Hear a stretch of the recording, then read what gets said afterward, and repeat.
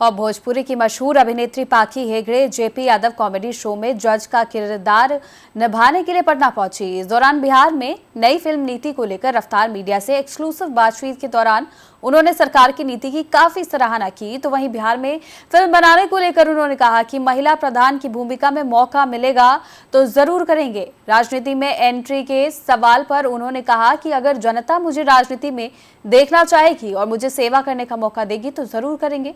पाखी हेगड़े से बातचीत की है हमारे संवाददाता कृपा शंकर ने।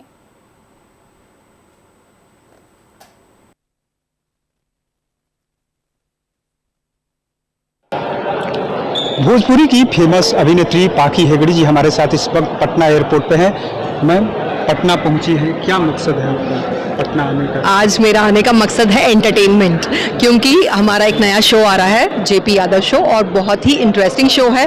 काफ़ी तहलका ऑलरेडी रीजनल लेवल पे मना चुका है, लेकिन हम चाहते हैं कि इसको एक बड़ा शो बना के अंतर्राष्ट्रीय लेवल पर भी इस शो का गाजा बाजा हो।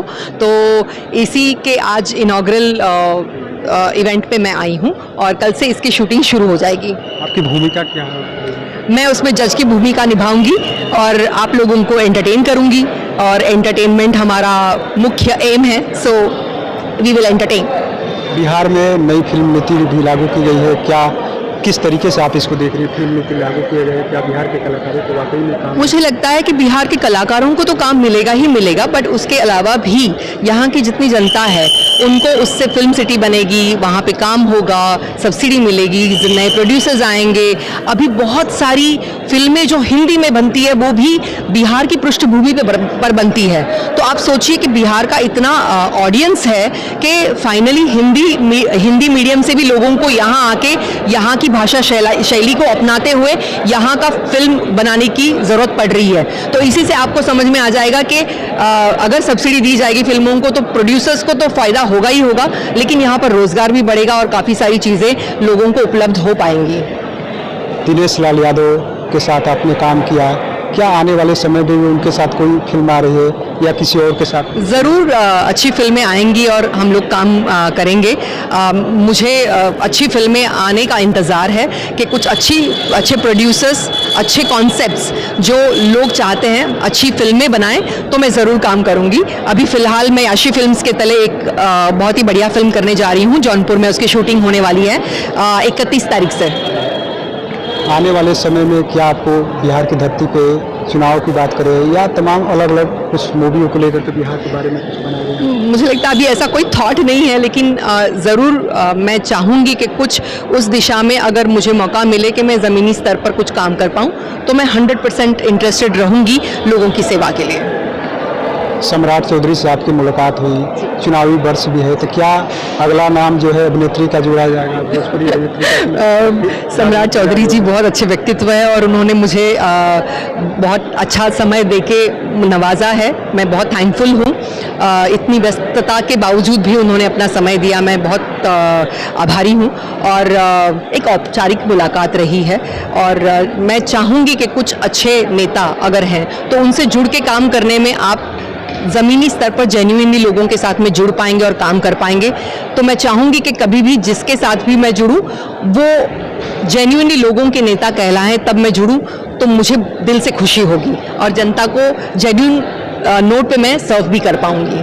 दिनेश लाल यादव भी बीजेपी में है, उसके अलावा मनोज तिवारी भी है बीजेपी में है, कई रितेश पांडे जन स्वराज में शामिल हुए। तो आपको बिहार के कौन से ऐसे नेता चर्चित लगते हैं जिन्हों को भविष्य दिख रहा है कि बिहार में कुछ कर सकते हैं? या मुझे प्रथम स्थान पर सम्राट चौधरी जी का जो ऑरा है वो मुझे लगता है बहुत प्रॉमिसिंग ऑरा है। वो 100% नेक्स्ट सीएम कैंडिडेट मुझे लगते हैं और उनकी जो विचार शैली है, उनका जो समाज के प्रति एक निर्वहन है, कार्यों का निर्वहन है, वो बहुत अप टू डेट और टू द पॉइंट है। उसी तरीके से मैंने तेज प्रताप जी के लिए भी बोला था, तेजस्वी जी के लिए भी बोला था कि वो काफ़ी अच्छा काम कर रहे हैं और जैसे उन्होंने प्रॉमिस किया था बीच में रोज़गार देने को लेके, जिस भी वजह से वो कर ना पाए हों, लेकिन अगर वो दे पाते हैं रोज़गार तो मुझे लगता है कि हमारी जनता को जेन्युइन नोट पे हेल्प होगी। क्योंकि अभी फ़िलहाल ज़रूरत है रोज़गार की, अभी फ़िलहाल ज़रूरत है एजुकेशन की, अभी फ़िलहाल जो लोगों का खून है वो खून नहीं पानी माना जा रहा है। तो तो मैं चाहती हूँ कि लोगों को सच में जेन्युइन नोट पे हेल्प मिले। एक बच्चा अपने पिताजी की स्ट्रेचर पे लेके जाना पड़े बच्चे को, तो वो सम्माननीय नहीं है। इस चीज़ का बड़ा खेद होता है देख के कि एक बच्चे को, 4 साल के बच्चे को अपने पिताजी को स्ट्रेचर पे लेके जाना पड़ रहा है। तो और कहीं ना कहीं अपनी व्यवस्था में कुछ कमियां ज़रूर है जो देखना और समझना इम्पॉर्टेंट है। और मुझे लगता है जनता अब जागरूक हो रही है, काफ़ी अच्छा जवाब भी दे रही है। जहाँ पर उनको लगता है कि अच्छा काम नहीं हो रहा है, वहाँ वॉइस आउट कर रहे हैं। और उसमें सबसे बड़ा हाथ तो आप लोगों का है, सोशल मीडिया का, कि आप लोग दिखा पा रहे हैं तो हम लोग देख पा रहे हैं। और मैं बहुत खुश हो रही हूँ देख के कि जनता रिएक्ट कर रही है। कितनी सारी महिलाएं रिएक्ट करते हुए नज़र आ रही है और बताते हुए नज़र आ रही है जेन्युइन इश्यूज़ क्या हैं।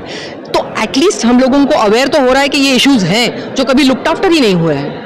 आपको कहीं से ऑफर आ रहा है राजनीति के लिए? मैं ऑफ़र तो बहुत सारे आ रहे हैं, लेकिन मैं अभी फ़िलहाल कॉन्क्रीट नोट पे मैं कुछ अभी डिसीजन नहीं ली हूँ। और देखिए, कुछ अच्छा अगर मुझे सही जगह से मार्गदर्शन मिलता है और सही जगह से मुझे लगता है कि मैं सही तरीके से लोगों को ज़मीनी स्तर पर कर पाऊँ, ऐसी कोई जगह से मुझे कुछ काम करने का मौका मिलता है, तो मैं जनता से पूछूंगी कि आप लोग बताइए कि करना चाहिए या नहीं। आप जो बोलेंगे वही करेंगे। चलिए, बहुत बहुत धन्यवाद आपको। तो आपने सुना किस तरीके से भोजपुरी की फेमस अभिनेत्री पाखी हेगड़े पटना पहुंची है और उन्होंने साफ साफ कह दिया कि जो जनता की डिमांड होगी, यानी राजनीति में एंट्री को लेकर के भी कहा कि जो जनता चाहेगी वही होगा। पटना से रफ्तार मीडिया के लिए कृपा शंकर की रिपोर्ट।